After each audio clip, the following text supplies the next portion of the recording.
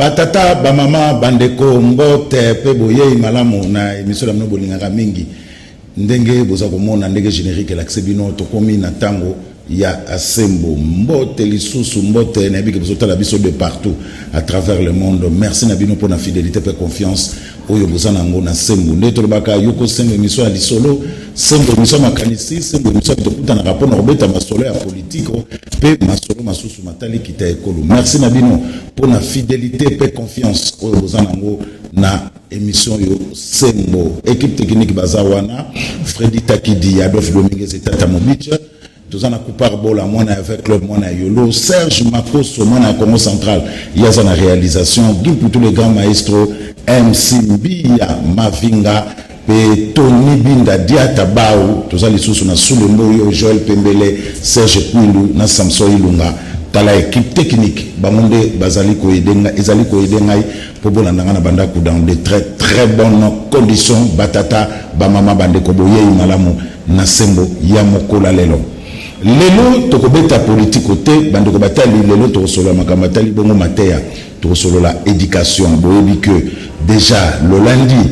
10 août 2020 et que ça la bongo reprise ya mateya na ba école nyonso tout ya République démocratique du Congo kasi précision eza bongo ba classe terminale nde bango bakozongela mateya ba enseignant bazali wana pe bakozala bamonde bakopesa bana mateya parce que ba classe terminale wana surtout à 6e primaire il faut ba préparer un FEP ou ekozala 6e des humanités il faut ba préparer examen d'état ou ekozala na yango lelo tomonaki na sembo ya mokola lelo to mekana mokosolola na service moko structure moko ezabongo na kati ya ministère ya enseignement primaire secondaire pe technique oyo babengi sekopé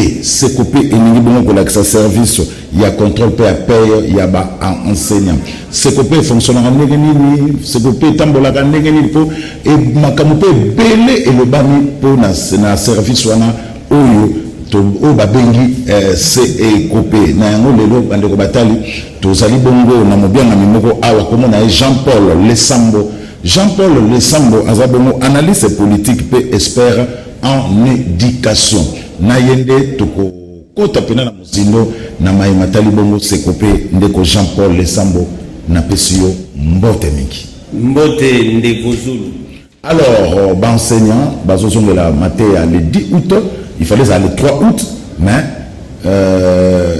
va pousser un ministère il y a EPST pour le 10 août pour des problèmes d'ordre technique. Donc, aux Alabongo, lundi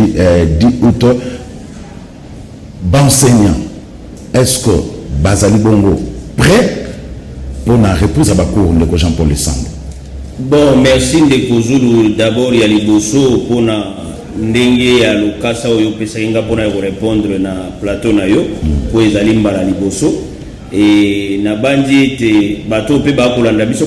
malamu pour ba comprendre makambo maso na ma koleka na ministère na biso ya EPST ezali enseignement primaire secondaire et technique et puis na makambo etali service oyo tukoloba service ya contrôle na ya paye ya ba enseignant donc ya liboso pona koyebisa yo batala kasoki likambo kosala malamu to malamu te na nzela ya bandeko na biso ya ba syndicaliste soko tali lelo komona ke EPST ezali regroupé au moins na plus na banque syndicale nango ezali na ba syndicat au moins 19 ba syndicat nyonso wana ezali prêt ya kosala nini ya kobanda kelasi mokolo ya le 10 normalement il fallait ba banda mokolo ya le 3 c'est-à-dire ezali décision gouvernementale ezali ka pona EPST ezali pona secteur éducation mobimba c'est-à-dire éducation ya C pe ya likolo c'est-à-dire bato bana EPST pe bato bana ministère ya issu donc le 10 bana nyonso ya ba classe terminale bakokende kelasi yango na ngonga oyo ba école vanso biso plutôt ya Kinshasa ezali ko subir to ko benga assainissement ezali nini bakokende ko boka ba désinfectant yo ebike malamu to uti ko passer temps ma BP tout ça ko continuer puisque jusque là na to éradiquer pandémie. Mais moi ba avancée significative ezali surtout na mboka na biso ko mona ke bato ya ba contamination ezali ko kita donc esengeli te na place bana na biso ba okende kotanga na betelo to pe bandeko na biso bakuta ba condition o ezali ya malamu yango na ngongonda to kolobao ba université na bekole mususu ezali ko subir déjà eloko to bengi assainissement pour na makambo etali maladie wa pour na besoin kirasi malamu. Merci Ndeko Jean-Paul Lesamba. Alors le président de la République Félix Antoine Tshilombo Tshisekedi a outi bongo ko senga audit ya liste ya ba nouvelles unités parce que lobby a trop d'effectifs pe ba proche parents et ko sale mandenge ni na ba komida ko lenga bon ya liboso il faut to ba malamu te moto akolenga na ngai en tant que chercheur en tant qu'expert na secteur wana na komona likambo bato bakobanga te parce que makambo mingi eza koleka na secteur wana ezali na pole na sens ni ya liboso soko tali komona ke na bandeko ba otali koleka na betando mikolo elekaki balobi baza ko reprocher na ministre pe na sekopé c'est-à-dire ezali service de contrôle PAP ya enseignant mais c'est vrai que ya liboso to yeba rôle nini o sekopé ezali na yango to mission nini sekopé sala c'est ça na bambulo eleki to mona ki malamu te sekopé azalaki na double mission parce que soko tali wana komona ba commis service de contrôle et de paye c'est-à-dire na période wana na bancarisation ezalaki te yango sekopé azalaki ko contrôler ba enseignant na ba personne administrative pona ko futa bango pe mais lelo nde to kolobawa sekopé afuta lisusu te sekopé mission na etikala ya nini etikali ya koyeba te enseignant ezali nani administratif ezali nani pe pona kosala ba liste ezali conforme na ndenge gouvernement sengi pour qu'enfin bazwa ba liste o ezali à jour parce que sekopé asaka misala mikolo nyonso chaque mois c'est-à-dire ya ko vérifier pour kota na kati komona ba enseignant musuba kufaka na kati ya mo na sanza ba administratif musuba longwaka ba susu peza ye moko azumo sala musalo bina tiki c'est-à-dire sekopé avanda kawana pona ko veiller pona ko sala contrôle koyeba nani na nani azani sikana ye oyo azani sikana yete ba ko remplacer ye engebere na mibeko oyo enseignement primaire et secondaire atia topé mbula matali yango ndenge to kolubao moto akobanga azalite mais likambo lobi siko ya makambo etali to l'état joue audit ya fichier wana ya ba nouvelles unités ndeko na koyebiso likambo moko eleki na mikolo elekaki yawo bato bakoloba sekopé c'est bien bo baloba mais mingi na moni ke bayebite yango mwene bande na lobaki ni to yeba rôle ya sekopé pour le moment sekopé ezali kaka service ya contrôle et non de paye mais comme pour la paye. Pourquoi? Parce que paye est dans le salaire na sekopé te paye comme au salaire na banque centrale c'est-à-dire ah sekopé afutaka na yesu te afutaka sumoto afutaka lisusu te afutaka te depuis matata création depuis makambo ya bancarisation tiko koma lelo sekopé afutaka susu te parce que les mwana mboka matata zubo konzi asalaki nini a créer système asika a bancariser bandeko na biso nyonso tout o bazali ba fonctionnaire donc c'est-à-dire mission oyo sekopé azalaka nango mosusu wana esukaka mokolo wana ya tikala be na contrôle et contrôle na ye asalaka ngo chaque mois e na ngonga nyonso mpona koyeba nani aza nani azosala nini mpe asalaka ngo na banani asalaka ngo vis-à-vis ya bato baa na terrain utali neti na bekole mosusu tokoloba bato wana commune ya Kinshasa eza na bekole alete ya leo soko moto to professeur to maître to moto aza kokengele to personnel administratif moko azwi problème to alongwe moto akosignifier sekopé ezali baprovince ezali bato bakokamba esika wana mais province mpe po ayeba esengeli na ye asala nini azwa yango epai ya directeur to mpe préfet ekole ye moto awebise naza na enseignant tel aza asute classe place wana etikali ville alors il est maintenant d'obligation et de devoir que va remplacer moto mosusu soki moto wana ba remplacer il faut sekopé ayeba pona nini acha fichier à jour pour lobi tango bakotinda na banque ezala te moto tel bafutaki te moto songolo bafutaki te e makambo mpe ya kofuta bafuto te soko sekopé asatindi liste oyo etikali eza sekopé te sekopé eza be baliste mais mpona kofuta so bafuti fonctionnaire te ekomi bato oyo bazali na comité ya suivi ya paye donc bato ya banque centrale na mwa comité oyo basalaka suivi wana mais na makambo etali oyo bolobi contrôle to audit ya fichier mwana mboka zulu toza na problème oyo na mboka na biso bato ebele bakocomprendre te lelo tozali na problème oyo mokonzi ya mboka alobaki alobi ye azali donc parmi makanisi oyo akanisaki malgré les cambo itali gratuité enseignement et c'est ma cambo oyo komami na buku likonzi topena mokanda na biso to bengi constitution nde komami na kati mais moi na mboka Félix Sekedi asali yango cheval de bataille na ezala na kati ya programme ya lobaki ya liboso gratuité enseignement mais pour gratuité on est réussi bande ko na biso ya mikili ya bapaya tope banque mondiale andima ko pesa biso misolo o mwana mboka Félix Sekedi atambola na libanda na mikili ya poto pour ko misolo wana plus d'1 milliard de dollars lelo nde to koloba soki bolobité to auditer fichier c'est bien beau ngai personnellement en tant qu'expert nazo trouver normal mais na banquette na sali ba NU ba nouvelles unités après ko sangana na kati ya commission regroupative présidence gouvernement et bandeko ya banque mondiale pe na ba syndicaliste ba bimisaki liste moko topé fichier moko groupe moko motango moko ya bato o ezalaki na 394 000 personnes comme nouvelles unités mais sans pour autant vérifier authentification ya makambo maso ezalaki na bango mais après on a bazwaki basumetaki liste wana na Sekopé c'est à ce moment là que Sekopé alukaki asala toilettage ayeba est-ce que bato bako respecter ba norme bato bazako respecter mibeko elobi nini ya liboso il faut zala na arrêter ezali ya solo ou ezali conforme arrêter à lokuta te ya mibale il faut zala na ba document ezolakisa ke yo tangaki kelasi et na notification ya nani ya mokonzi babengi secrétaire général après kotala makambo manso mana nde Sekopé komona ke sur 394 000 personnes bato banso oyo Sekopé amoni baza kotambola malamu pe ba respecter ba norme baza 144 000 et nangongo ato kolobao de 394 000 à 144 000 entre boba pesaki 394 000 na oyo Sekopé asali ya bato bakotosa bato bazali ko respecter o mibeko elobi nini ezali ya malamu. Jean-Paul Esambo enseignant baza ko funda Sekopé balobi a introduire plus na kati enseignement ba membre ya parti politique bon ya liboso ndeko zulu yango na lobi bato be baza ko o baba ba l'ignorance tue c'est-à-dire kozanga koyeba ezali liwa ndambo nde baloba nde to koloba na pesi mission à Sekopé est-ce que mission à Sekopé j'ai engagé non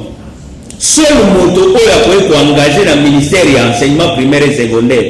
ezalaka moto azali na signature ou ba bengi nani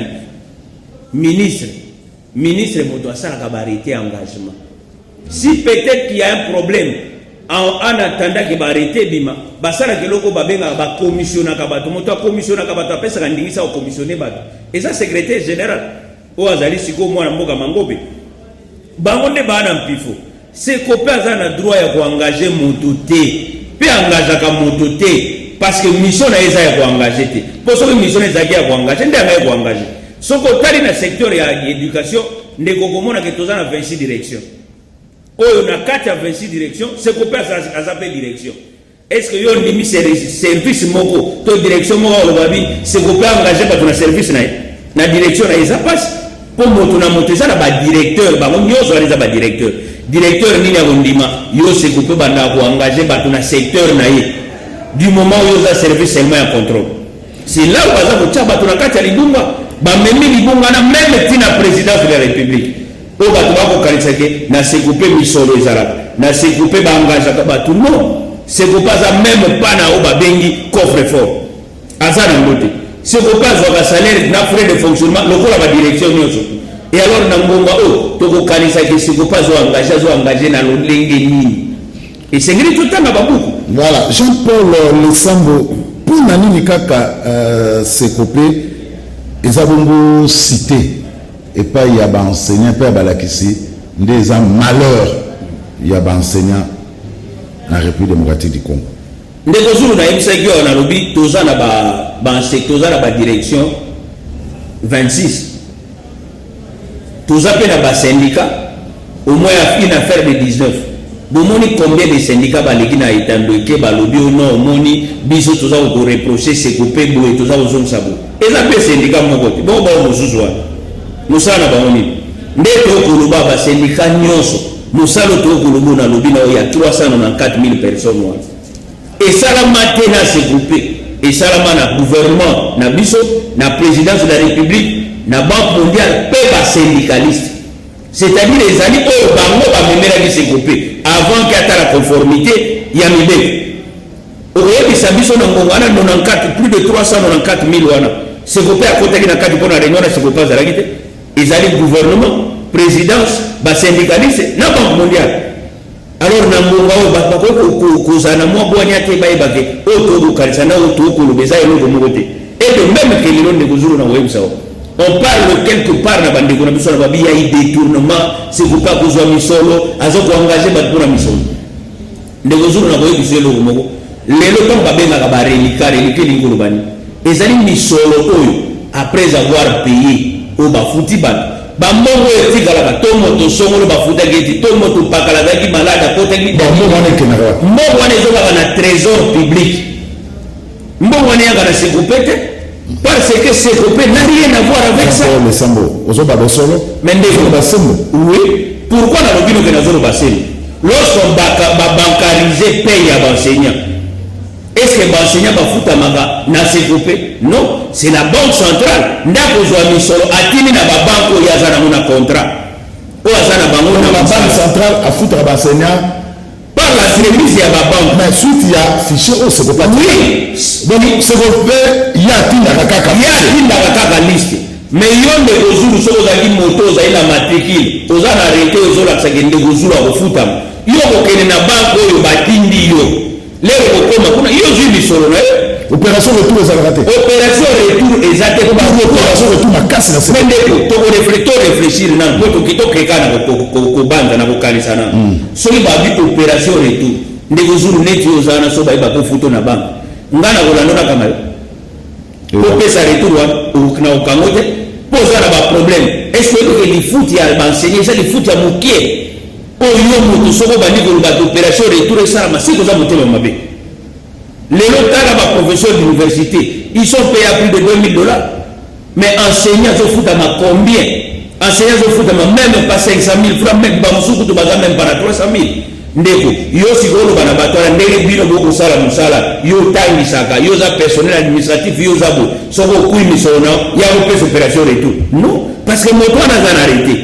pour allo il faut un problème pour ça que ba annuler arrêté wana to asala kimbeba to asala likamunde balongoli musala mais soki nanu balongoli musala te yo ko kama misore ndeni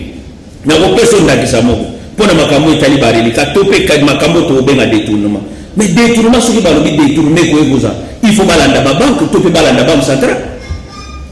pourquoi na lobi boy zo bande ko na biso ba vai na ba fin fond ya ba mboka mboka mosoko bana ta na pesa exemple moto avana kaneti na businga na place moko kotala boy po ba futa bato aza pera ko ma be mokolo moko lera ko mokolo moko na ekolo bage mokolo e ko futa yango wana eza na basenya msuba ko uta na 300 km ba mosusu 200 km po alongo siko ya ko astangisaka po akoma na siko ba ko futa ye ausala 300 km le mtu akokoma pe boy komona moto afuta kasani asia zongi po ayeka ko na mokolo moko bon misolo wana oyo tikalaka oyo moto wana arate misolo na ye ekendaka wa est-ce que ekendaka na sekopé champion de sam mai elingaka pamba te mpona nini syndicat baenseignant elingaka sekopé te ndeko même sieko na synergie ya des syndicats des enseignants basalaki sitting liboso ya sekopé syndicat baenseignant balingaka sekopé te bango bazoboya sekopé bazoboya fonctionnement sekopé babi fonctionnement sekopé eza mbilinga mais ndeko balobi boye lorsque yo oza na kati ya secteur wana ya mbote oloba to revendiquer il faut yeba te eloko ozo revendiquer il faut yeba fonctionnement eloko wana nde esalama na opesa ndakisa tomonaki na mikolo yaki ya babaki bato babimaki na balabala mingi bake koboma baninga mingi babebisi biloko bato soko otunie papa yo obimaki na balabala mpona nini oyokaka konga bamemenga bomema onga mpo basombelenga carburant mais okendaki mpona nini ayebi ntina te bandeko mosusu oyo bana kati ya likolo yango na kosenga nde na mokonzi ya mboka ayeba te eloko tobengi gratuité ya enseignement même si ezali constitutionnel mais ezali nde oyo babengi likanisi ya monene oyo alobaki ya kobeta sete mpona bakongole soki esimbi te ekosimba mpona bato nyonso te kongole ya kotala ndenge mwana mboka Joseph Kabila lobaka na biso na mboko il n'a pas 15 bons conseillers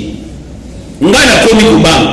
que mokonza mboka korisika yebisa biso ye aza na 3 bons conseillers. Pourquoi? Parce que bato ebele bawana bakokanisa nini nde toakoloba kala ndeko zulu azwi mo esika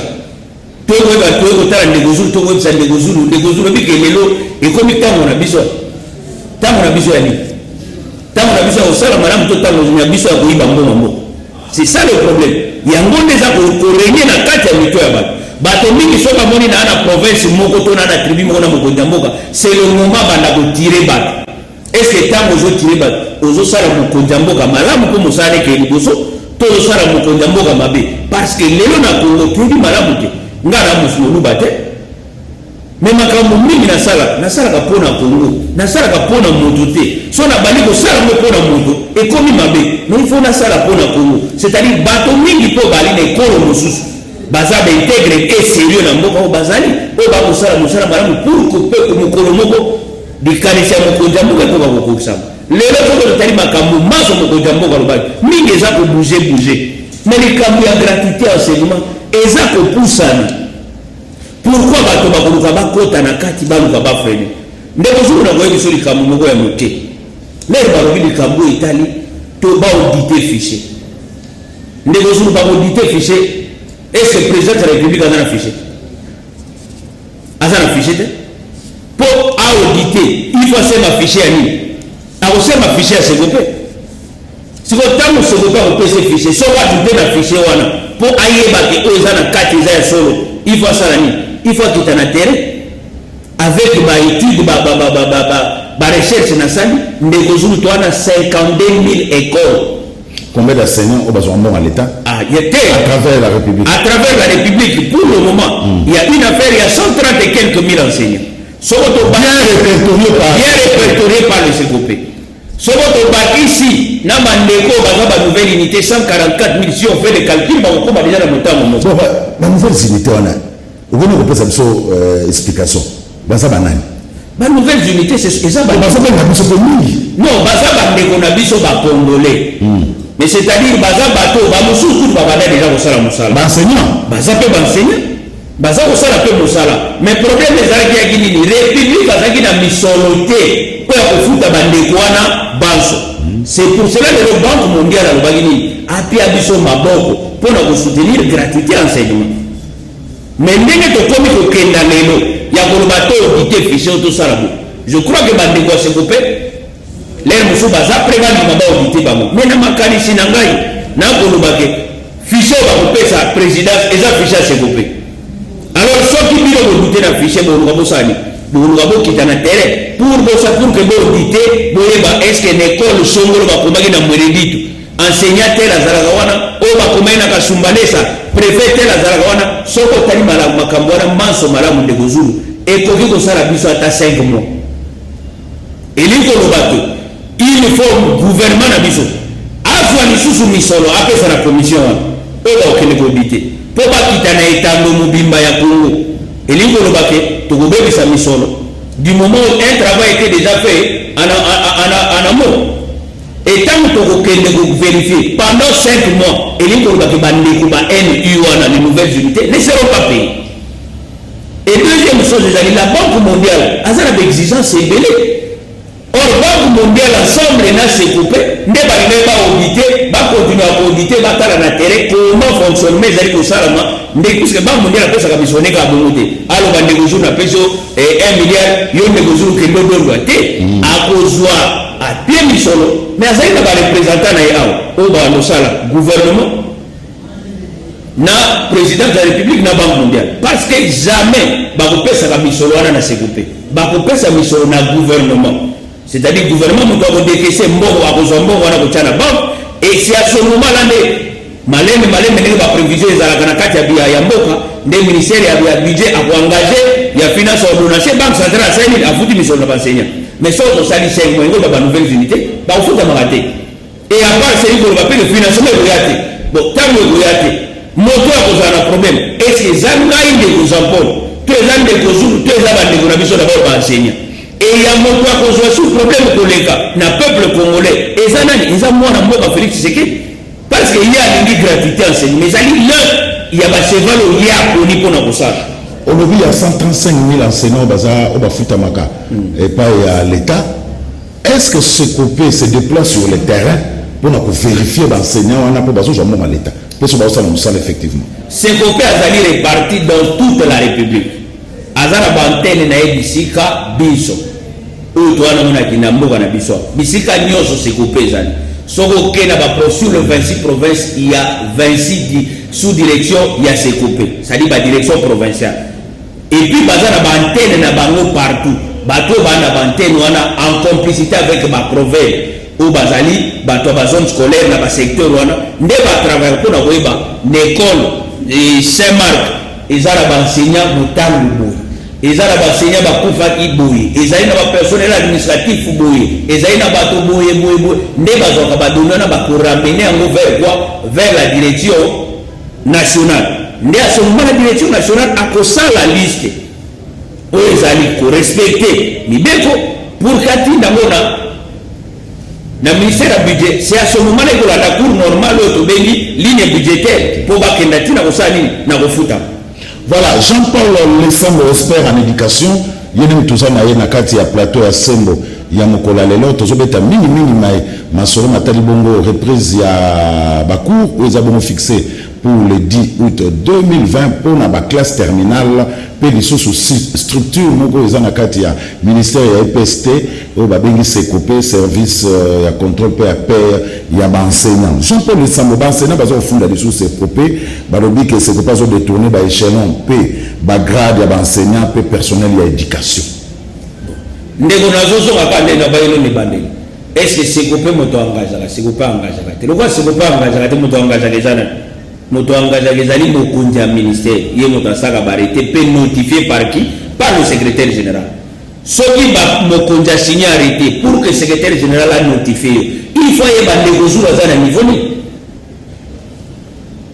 l'enseignement même dans l'état lelo ezaka te soko koti lelo bakotala niveau de kozula tanga nite ba binde kozula ta licencié ba moto te na grade C non bakotala classe yo tangaki ndi à ce moment là bakosani mokonzi yo ba bengi secrétaire général akosala akonotifier yo selon classe yo tangaki tozwa neti lelo bandeko mingi tozwa na bekolo mingi moto asengeli atangisa aza obligé azala diplômé na bekolo ya C ba classe ya C il esengeli azali diplômé na science pédagogique mais moto wana soka za diplômé te et c'est COPE otia problème ezali na kati ya ba syndicat na biso na bi ba syndicat nyonso te po ba syndicat ya malamu pe ezali mais na kati ya ba syndicat na biso ya boire ya manger na kati ya motango na lobaki na wana ya 300 et quelques wana ndeko eso yebi ke bato mosusu baza na kati wana pe ba double bazalaka okomona moto mosusu ye mo wana 3 arrêté 3 arrêté wana eza peut-être ya 3 ministres ya ministre moko alekaki ya ministre ayaki na ministre mosusu mais soko koke na banque moto wana bakofuta be arrêté ya liboso mokomona moto wana kosala manevre mpo bakombo wana nyonso na biso kolongola zulu ndeko zulu mwamba ndeko zulu makele ndeko zulu kingani mpo bakombo wana tout se retrouver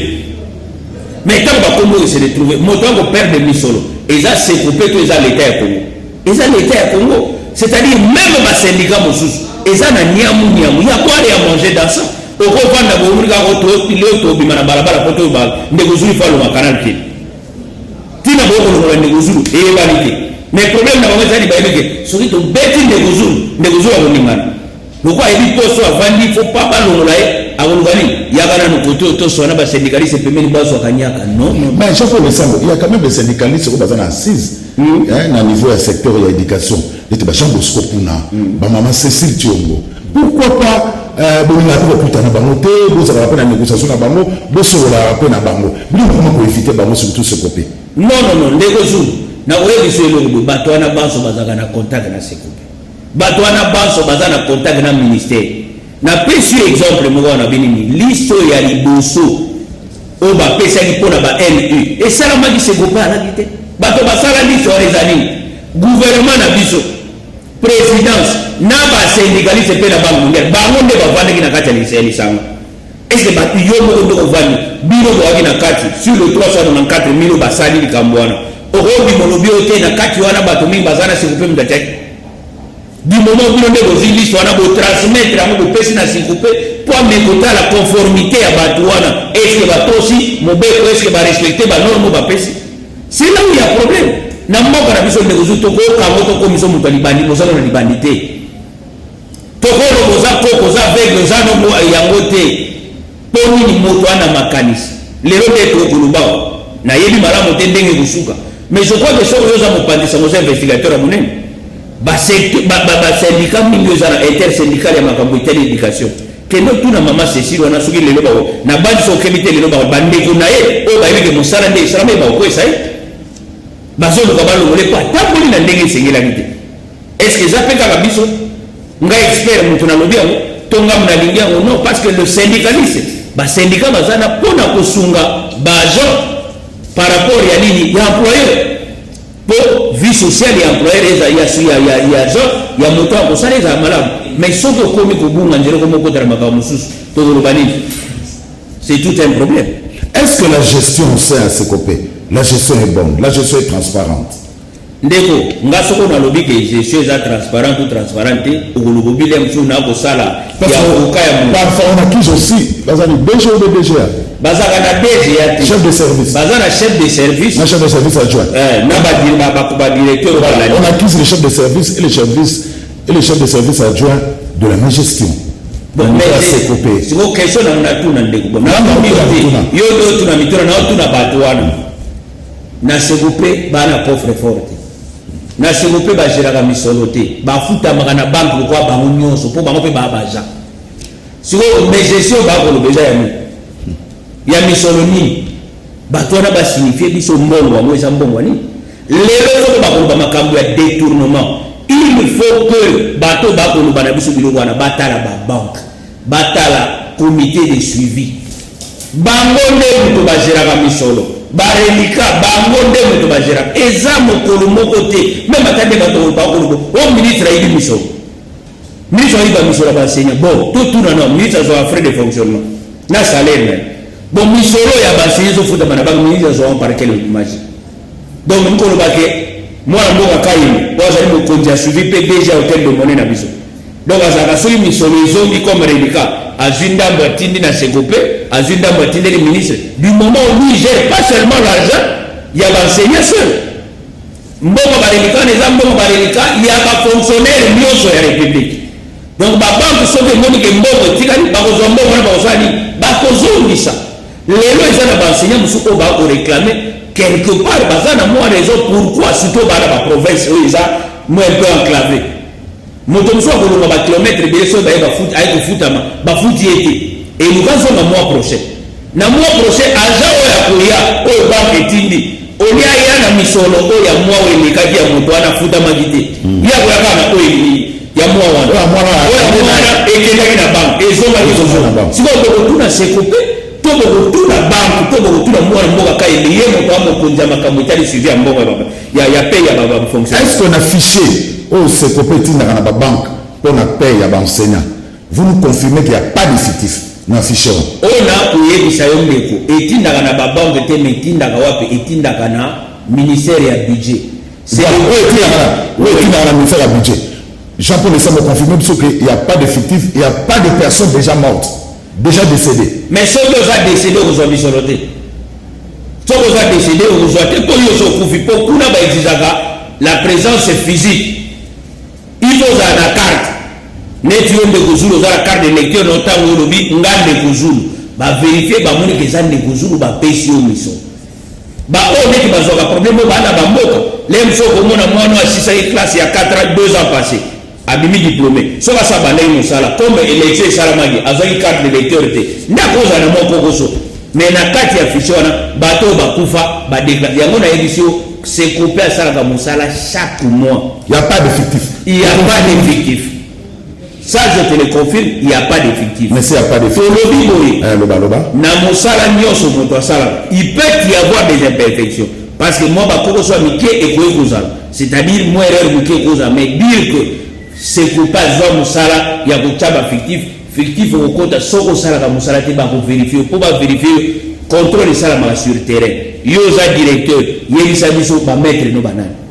yebisa biso ba kenge l'école ba sentinelle banani yebisa biso ba personnel administratif no banani c'est que soki yo pesi biso ba personnel administratif na yo ne ba personnel administratif wana na ba enseignant wana ne o se kopia ko tia na liste pas édique et respecter makambo yo contrôle ya sala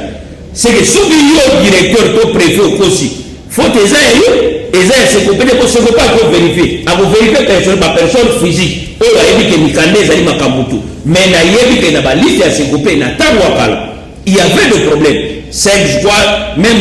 vers l'année 2017, je crois, 2000, non pas 2007, il y avait des problèmes. Au Banque mondiale, il y a même que, parce qu'il y a 49%, il y a problème dans le cadre affiché. Mais il y a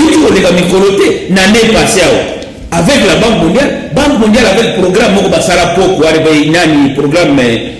paru sous l'enseignement primaire et secondaire, dans la Banque mondiale a relevé que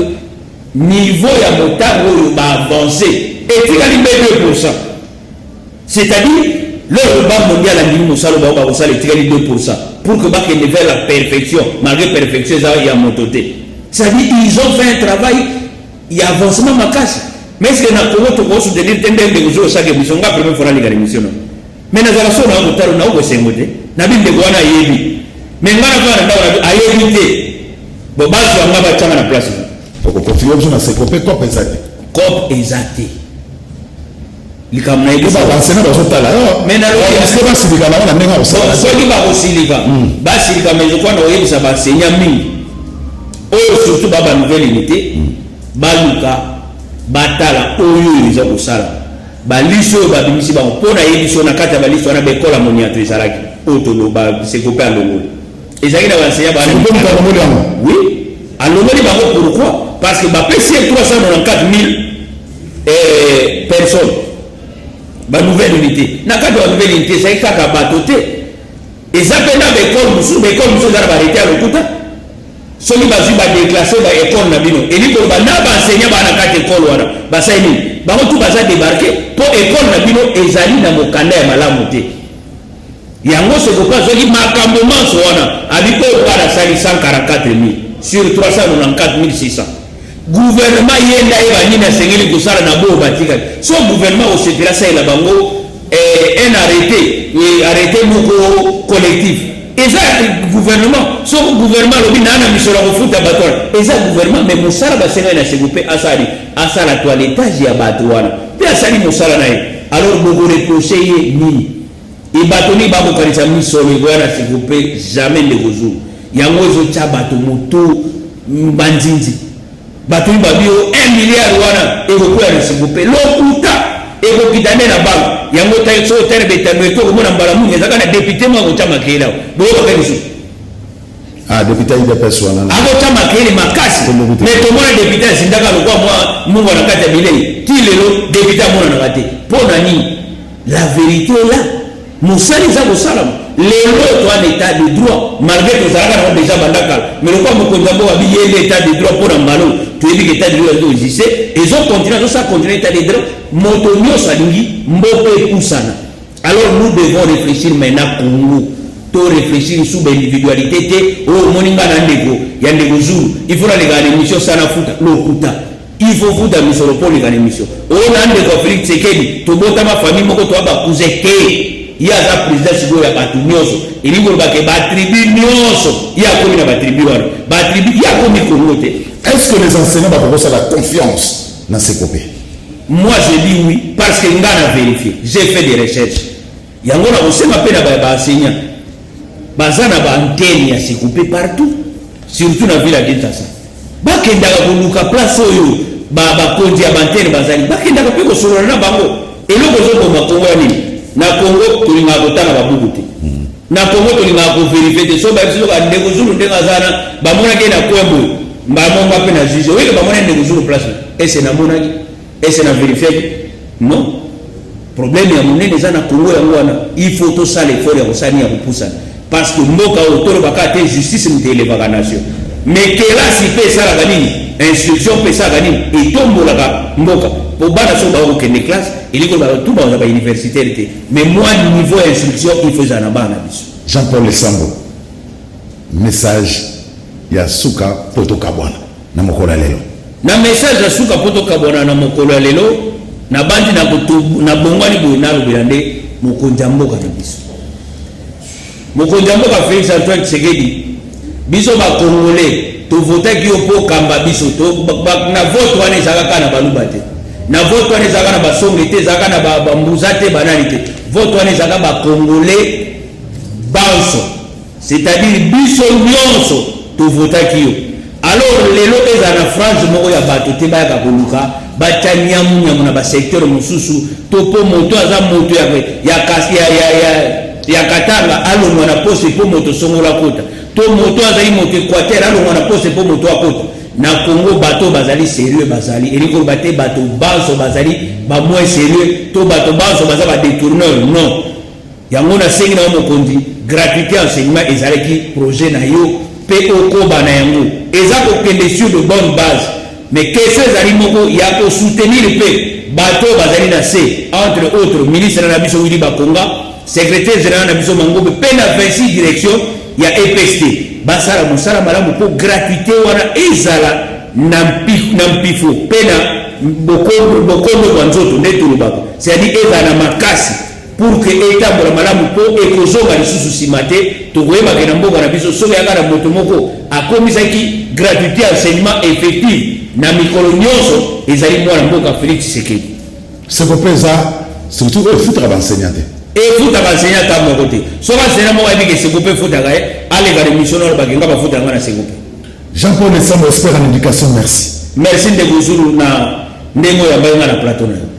Merci. Merci d'avoir venu au Bande Batali de vous avec Bela pour la Nabiso na Sembo ya mokolo lelo bonandia mobinu moko centre de commentaires tout dit ko mbabongo Jean-Paul Lesambo analyste politique pe expert en éducation boki nous surtout ndenge to solo na kati ya émission ya mokolo lelo botika la malamu Bande Batali ndengai na bino kaka ndenge bosenga ka émission Sembo tukutani bongo na mbala ya sima soko za na besoin le kana émission Sembo numéro mwana za na sa etando ike benga okoya koleka na émission Sembo nani to reçoit pour la prochaine numéro bokola na bino moko botika la malamu de to kutana bino mbala ya sima.